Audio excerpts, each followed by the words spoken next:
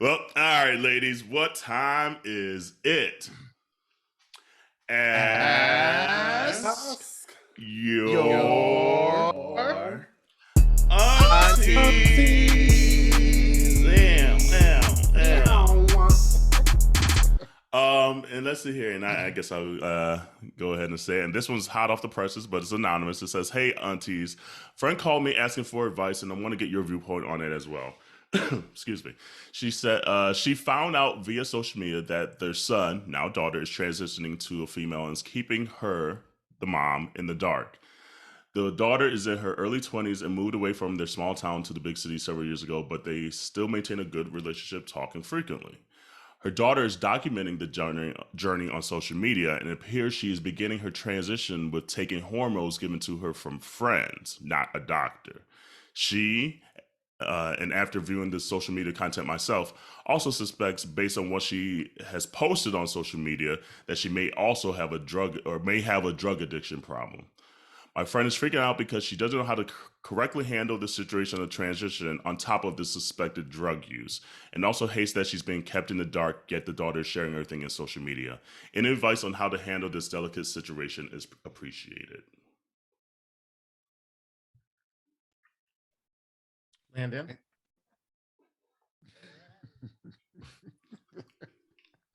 Did Landon take an edible?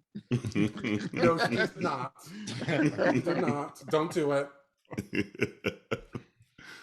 Here's my perspective, just to kind of get things going. If they're having conversations on a regular basis and the mother's finding this stuff out through social media, I think there's no better way to address this than just straight, honest conversation. uh, the now soon to be daughter, or wherever they are in their transition, this person's child, I'll say that way, well, grown adult offspring, um, they're a grown person. So what they're choosing to do and how they're choosing to live is really their responsibility. But you also, as their parent and someone that cares about them, can also express, your concern and have a conversation.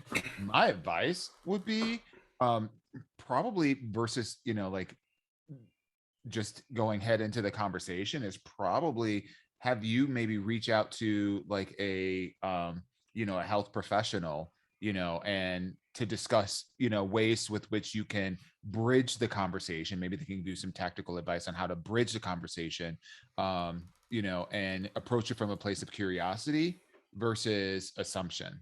And your assumptions may be accurate, but if you're having a conversation with your loved one from a place of assumption, and those assumptions are not right, and even if they are right, could leave for the other person to feel more defensive in the conversation versus you being more curious. Hey, I saw some pictures, da da da da da.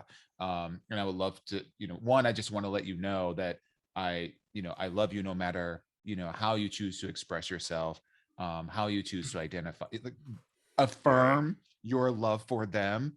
Right. And then maybe that'll open the door for some of the other conversations.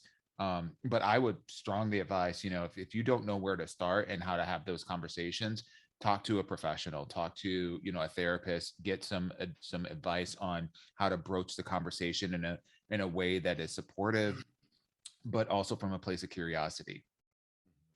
Didn't we have Queer Doc on? Don't they also work with individuals that are transitioning as well too? So Mhm. we've had even people on the podcast who are professionals and specialize in working with those who are transitioning as well too. So I would say reach out to them as well. That's a professional like Auntie Dewan was just mentioning. That would be a good resource to have those conversations with.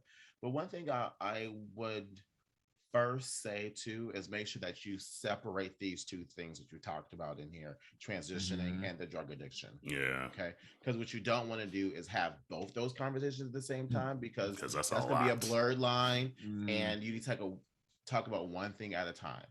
And I would make sure you do your research about transitioning and understanding the process that they may be going through now, and and talk about your support from that standpoint first, and then maybe later on talk about the then drug addiction as well too, because as a person who comes from a family of addicts, and first person I dated was an addict as well too, those conversations are very hard. And while someone's transitioning and doing that as well too, like, I wouldn't go that route first, because you may be completely blocked off from any other conversations that you also want to have with them as well too. So I would say maybe have the conversation about, about supporting their transition first before you have that. But I agree with Auntie Dewan, like, have talk to a professional. Like, I love the notion of reaching out to, other people that we know for advice, but the best people are to talk to professionals at the end of the day. Yeah, landed. I think as humans, we tend to judge what we don't understand.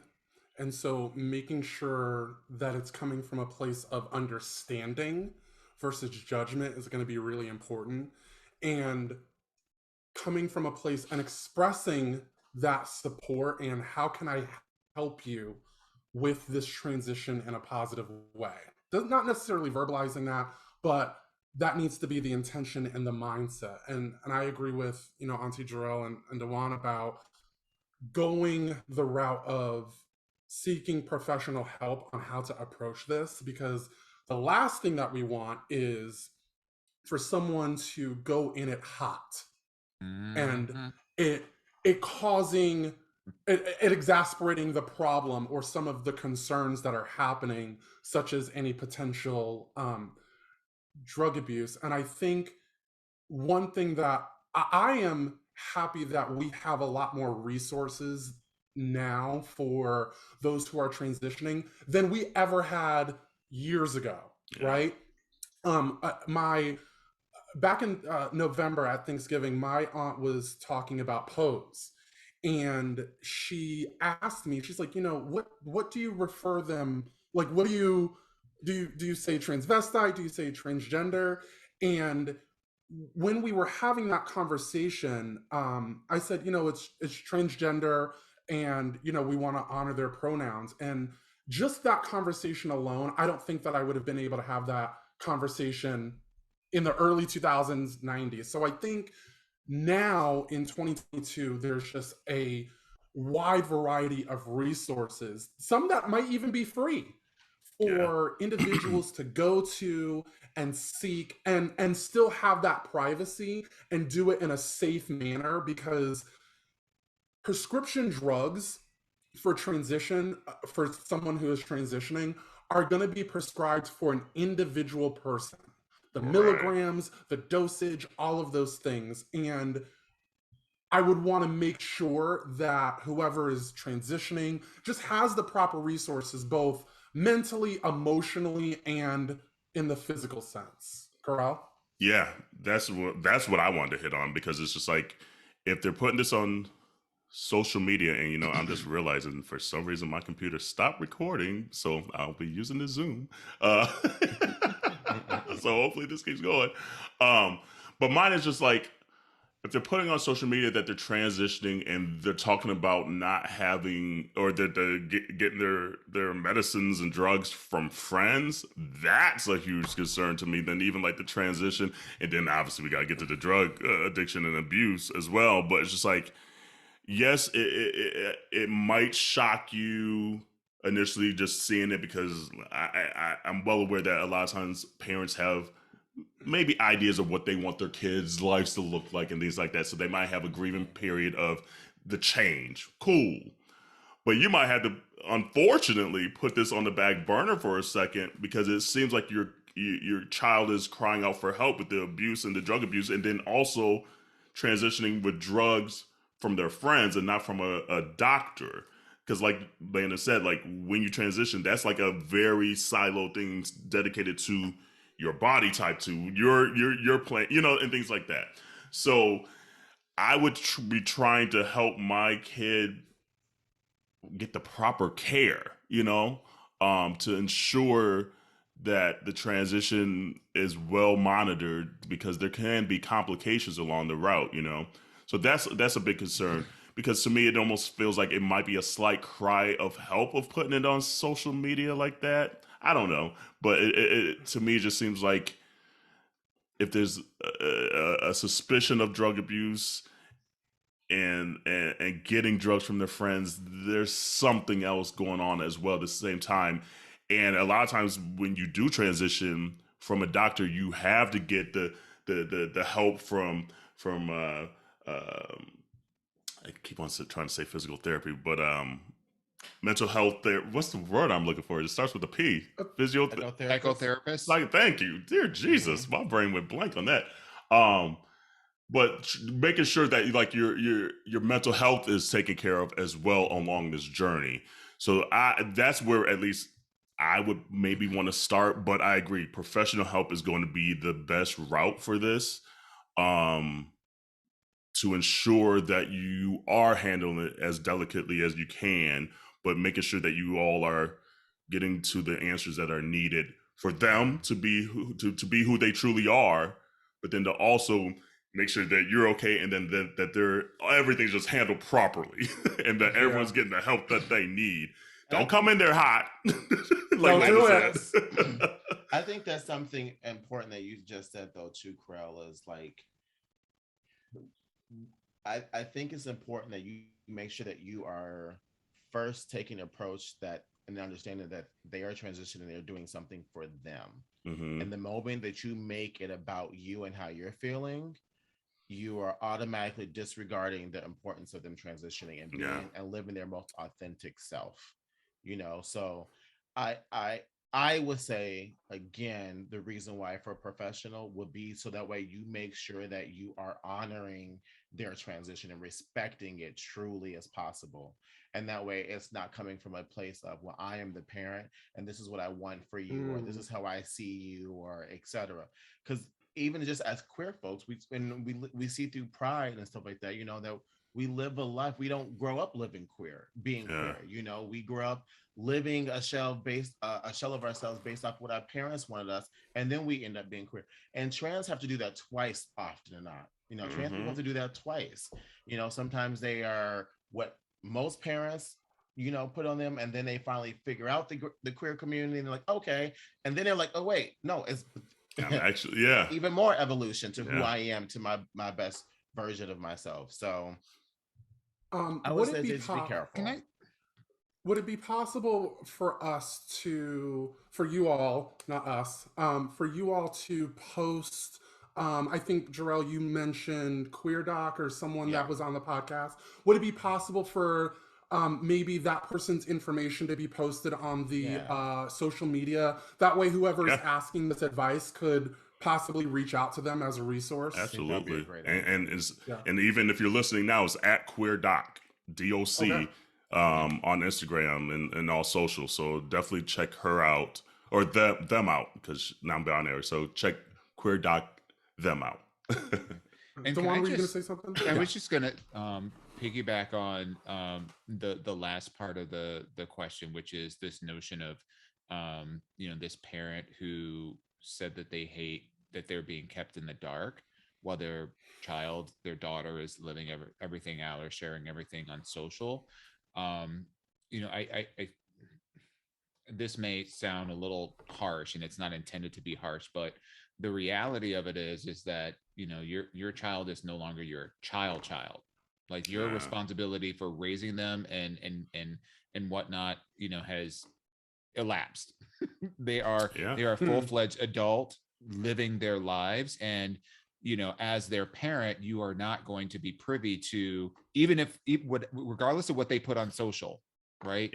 You are not privy to every aspect of their life, and nor, you know, is your opinion, you know, of how they live their lives, you know, paramount to, you know, what they think and how they want to operate. So, you know, I would just kind of like check that expectation, you know, of like, oh, well, if they're doing all this out on social, then why aren't they doing that with me? I have more conversations about things that are going on with my family here than my real family. Yeah. And then Yeah. they end up they hear it on the Yeah. podcast. Then they hear and it, they're like, right? you know. Hey, Hey moms. fam. Hey fam. Hey fam. Exactly. You know, so but that's just the dynamic. That is Yeah. literally the dynamic of, you know, of kids today, kids, of people, you know, in general. You girl, I'm sure there are conversations and things that you've done with your best friends that you don't want your children knowing about Yeah. and Yeah. judging you for. So, you know, and I'm not trying to be greedy or anything, but I would just again, you know, check that mindset. Going back to what Jarrell was saying, and kind of Carell, what you were kicking off on is that, you know, at the end of the day, this is not about you. Yes, your concern and your Mhm. concern for their well-being is valid, and that's wonderful, you know. But in terms of how do you approach the conversation, leave the you out of the conversation. Yeah. Leave Yeah. all of you Yeah. out of the conversation. And I would venture to say that when you talk to any of the credible resources to help guide you, this what they're going to suggest you to do is approach the conversation, particularly about transitioning, Yeah. from a place of curiosity. You know, ask questions, because if you're feeling left out, and the reality of it is sometimes parents particularly get frozen out of aspects of their children's lives because they don't feel safe to have a conversation Yeah. with you. Yeah. They don't feel like they're going to be heard. They're maybe they feel that that their parents will make it more about them than Right. about listening to what they really Oof, need. So amen. you know what I mean? Like, so Yeah. like as I'm kind of like going back through this, like I'm picking up undertones that, and this is very human behavior. When something we don't like happens, we first make it about us before we're able to make Mhm. it about them. Work through all that shit before you have a conversation with them. Yeah. You know? And, Yeah. and also leave the social media aspect out of it. And I think that goes back to what Dewan said of approaching it from curiosity and not I have a problem with this, because approaching it from a place of I saw this on social media is not going to be a good That's hot. conversation starter. But how do That's you what how do we you mean when we start say the hot. how do you start the Right. conversation if because the only way you found out was on social media? Well, you can say you saw it on social media, but don't make the issue being that you saw it on social media. Right, There we exactly. go. You know. There we go. I just want to clarify that because it's Yeah. like shit. It's like I was scrolling through TikTok and shit. That's how I found out. I mean, you can learn a lot on She'd be TikTok. like, word on the mama be like, word on the street is you transitioning. Right. Tell me a little bit about that. Right. And what is this street? Oh, it's called Instagram. Right. It's like my TikTok algorithm is saying. Right. But yeah, no, that was a good question because we haven't had that kind of a nuance before. So continue to send your questions to aya@minoriteareport.com or DM us or see us in the street, holla at us. And yeah, it could be about anything. It could be about relationships, your family, work, whatever it may be. But we love this segment, and so continue to send those questions in.